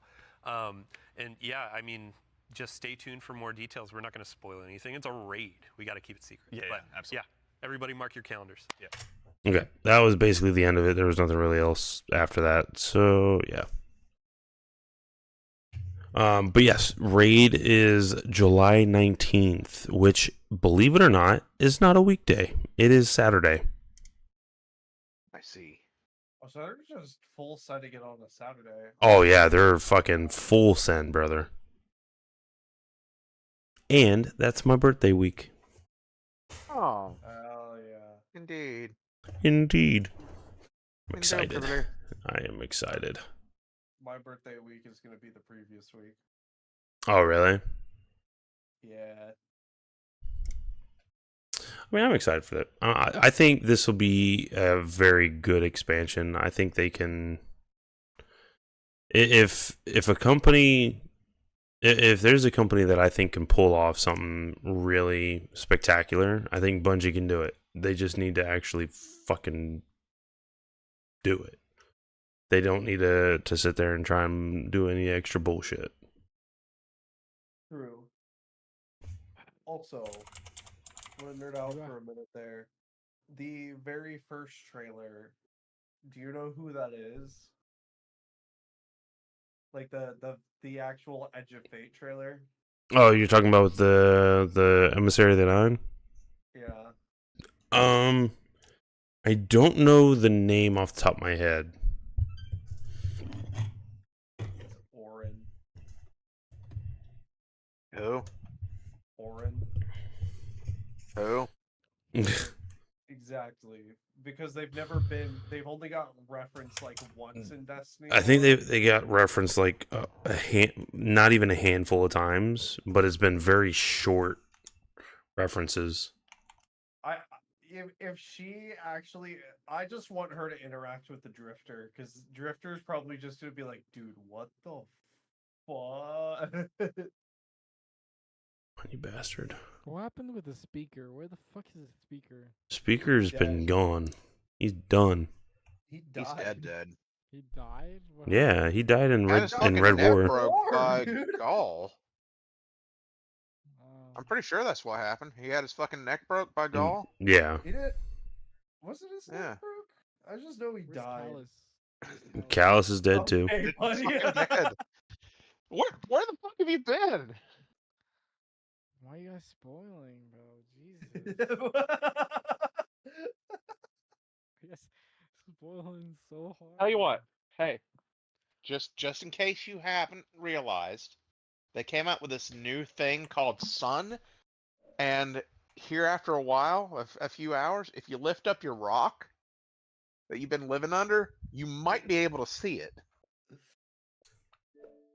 Bro, I wish I could laugh to that joke because it's so funny, but I just can't. It's okay. They have added perks to this too, because you get to feel grass when you do it. But there's a slight debuff. You can't be in the sun too long, and you'll start to get sunburnt. And Yep. All right, now I gotta wait for the fucker to update. God damn it. I'm curious about the next year of Destiny. Renegade is a little bit of a wild card to me, though. Like it's Yeah. a little too heavily into the Star Wars themes. I don't know how you could tell that just by looking at the. Oh, that we it had. also they've partnered with Lucasfilms, Yes. so Okay, they're so actually they've partnered with them. Yeah, they actually. I mean, it if you look at the title screen at the bottom, it says Bungie, and then right next to it says Lucasfilms. Okay. So Yeah, it's not like I'm gonna they're have to worry yeah. about lawsuits. No, they oh no, they no. Be like Star Wars, or what? We don't Have know. some like Star Wars beats, which also reminds me. Am I wrong? Wasn't Star Wars a space opera, not a space western? or did it turn into a space western at this It's- point? I don't know. Star I Wars heard it is was whatever more- they want it to be. Yeah, exactly. That's fair. I've always heard that it was more of a space opera kind of thing. It is. Yeah.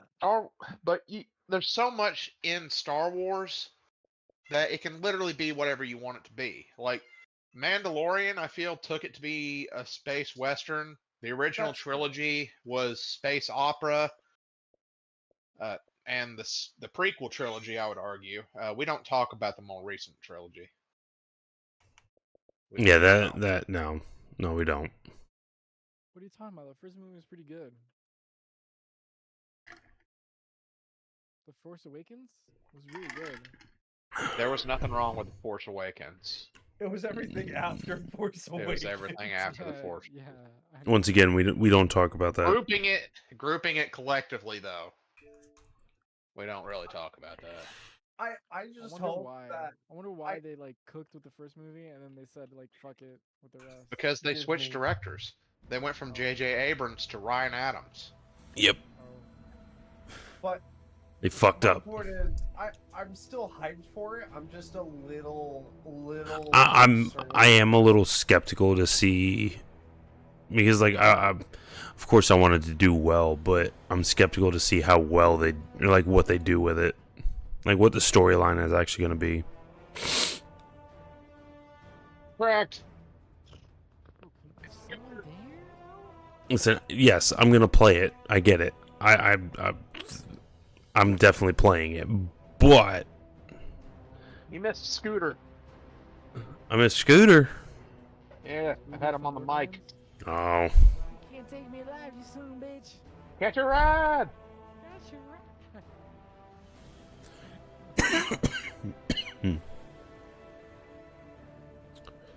Needful told me to tell you to call him Scooter. Fuck off. Can't take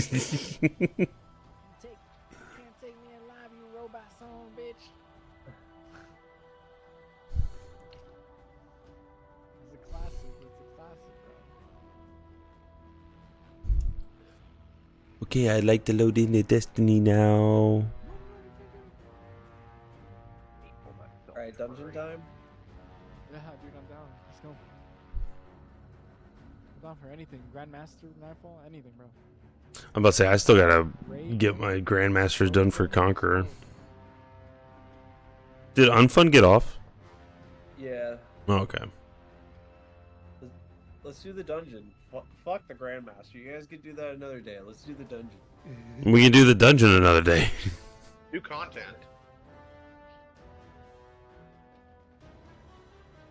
Well, whenever I could actually get into the game, we'll see. What is the Nightfall this week? It's grindable, bro. Just do it. Oh, it's PoE. Got it.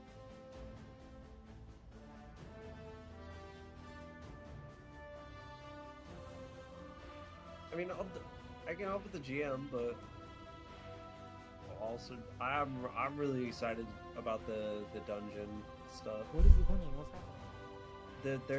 There's a new difficulty of Spire of the Watcher with actual changes in it. Oh yeah, with the contest. Mm-hmm. It also has no light requirement, so you can just pop in. Oh really? You can pop Interesting. in whatever light level, it just forces the -20 modifier, Mm. no matter what your light level is. So it's not like you have to Gotcha. be 2020 forced down to 2000. You can go in at 1960, 1980, 2000, whatever. Yeah, Gotta stop. Come on, man. that's interesting. I didn't realize they did that. You gotta stop. I'm Yes. sorry, well, can you repeat that again? The dungeon, you can just do whatever, like you can be whatever light you want in the new dungeon stuff, and it'll just force the -20 modifier. Interesting. So there's no light cap that you have to be at. You just pop in no matter what light level, and you just gotta face the consequences of the -20 contest modifier. Face the consequences of your actions. Exactly. The actions I of hitting the launch see. button on that mode.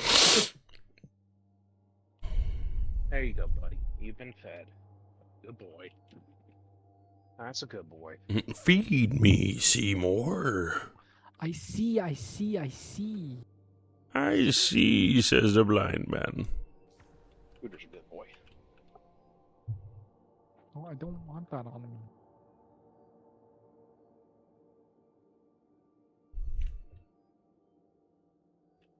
Surprised no pocket hasn't showed up yet. GG. You probably He got ain't shit got going no on. pocket. I mean, true. I'm so cracked at this game. I hop onto Twitter, and the first thing I see is just fucking Wes Johnson, the voice actor of Big the titties? Imperial Guard in Oblivion, and he's just doing road rage in the Imperial Guard voice, and it's so.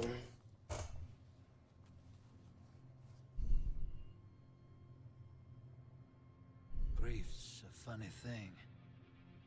Some folks get stuck in it, frozen in place. It holds them hostage. And some folks, well, some folks just run. I went far. I had to. I have not seen this cutscene yet, by the way. The way I see it, the farther you run, the less likely you are to get stuck. But this universe tends to stop me in my tracks.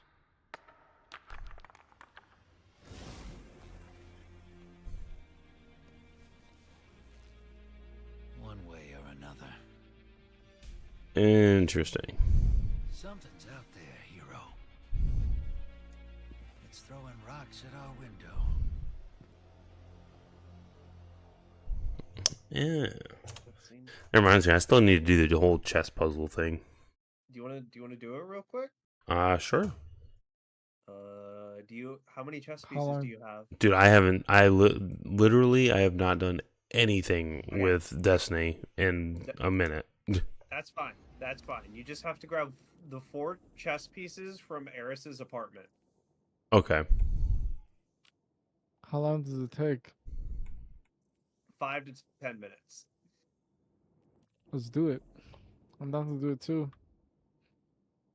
Do you have the chess pieces? I don't. I think I have 2 chess pieces from the nether runs. Okay. If you want, you should join Cracked and pick up the chess pieces, and then we'll go to the chessboard. I join you. Excuse me. Because I've already done it, but that just means I know what to do. But you don't know how to do it. Is what you're telling me? No, because I literally That's what it did sounds like. Bruh. Getting debated. Shit, then. Good luck, guys. This is just winning some chess matches and that's it? No, you have to input a very specific code on the It's like quarters of time. I don't know what that is. I don't know what that is. Was that English? You wanna try that again, bro? I don't know what quarters of time is. Why is it called quarters of times? Why is it not called fifths? You know? No, Fifths of times? corridors. Oh, what is corridors of time? One of the best puzzles that they're I'm getting contacting servers already. Okay, great. This is awesome. You just ignore those, to be honest. Alright, so the first chess piece should be on the table. Yep, got that one. And the second one should be in Eris's bedroom. Ooh, I'm trying to go there. Four Doors of Time was a community puzzle and an activity that they had during the season where we went to go rescue Saint 14. I wasn't there. I quit Destiny after Leviathan. You mentioned that. Where in her bedroom? And then I got back for a little bit of it. Oh fuck. got too close. Got that one. You'll need to look up gameplay. Oh. It's hard for me to describe to you how it was because it's been so long. I barely even remember anymore. I guess I was wrong. It was like over here. Yeah, I got this one that was right here. Okay. So, wait, Zuh, are you here? Zuh, come back. Come over here. My C key is broken. Oh no. Okay. That sucks. Because I'm just gonna try to run it through so all of you guys get it. It's because I pings for so many times. Oh my god, my C key, bro. Alright. Did you get the one on the table here? Zuh? No. You got a broke keyboard. Alright. There should... Alright, follow me, Cracked. Mm-hmm. There should be a piece up here in this, like, area. Yeah, a night piece. Yep, and then the last piece should be down by the exit somewhere around here. The pawn. I think over by this table? Where's this one? Yep, Oh my yep. god. I just teleported. The bishop. What the fuck? I thought Ares died. Hold on. Why is she alive? Alright, come back through the portal. I thought she died. Come back through the portal, bro. No, she's Bring it alive back. again? What's happening? She's in her throne world. That's what it is. Alright, so you got one here on the table. Is it back here? No, there's one right here. Oh, I got that one already. There's one over in here. I see. Alright, and then you're going to come out here. Why are you guys running so fast? Jesus Christ. You got one up here in this corner. All night. And then you got one all the way down here on this table. On that table right there. And a bishop. Alright. Church, man. Alright, let's go back. We're going into Eris's room now, into her throne world. Okie dokie. I hear dogs. Where's the puppers? Bark, bark, bark. Okay, and then we need to find the entrance. I always forget. It's right here. Yo, tell me I don't look dripped right now. You don't look good right now. Tell me I don't even know what I look like right now. Okay. Where's the entrance at? So it's gonna be back here behind the portal, and just I went a little bit too high. Oh. Here's the chessboard. Uh-huh. Bro, what the fuck Okay, happened? I'm going to link a video because we're all gonna need to. It'll go faster if we all look at it. Did we just teleport somewhere? Yes. Yeah. We're teleporting to the chessboard. Um, Where would you like me to post this? I was about to say, if you want, just are you able to stream it through Discord? I can stream it. Yeah, give me a second.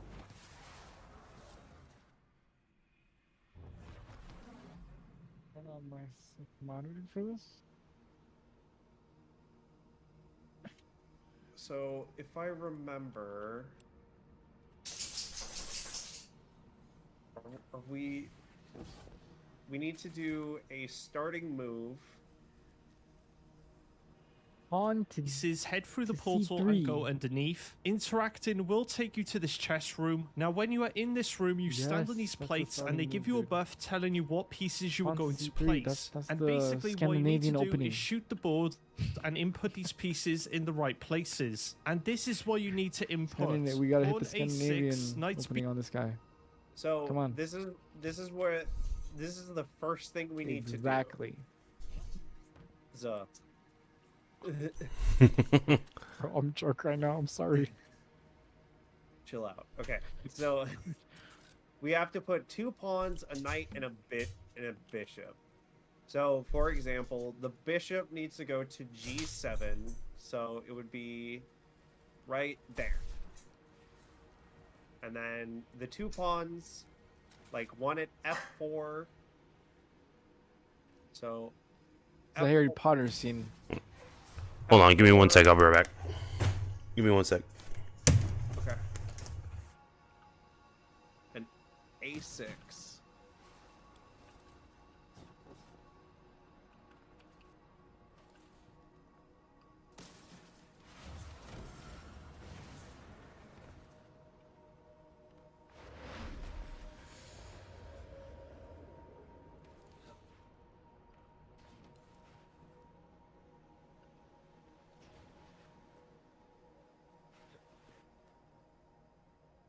See it? Look at him. You see him? He's our bishop.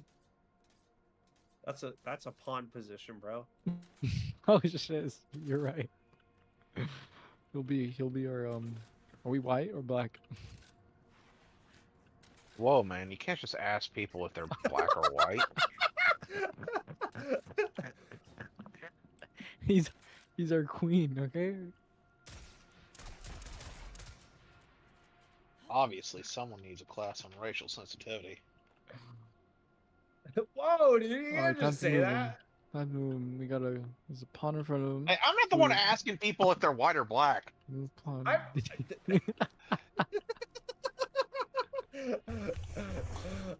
What the fuck? Okay, so I did the first part of the puzzle where I placed those 4. You want to see what we have to do next? What am I missing my here? God. What are you all doing? What is that? Why is there fucking 50 bishops on the map? So we have to place all of these pieces according to this Sure, chart. Is the chessboard facing our direction? Yes, this is one is where we are, and then A to H, left to right. Yes, I'll do it then. So I'm gonna start by placing queens.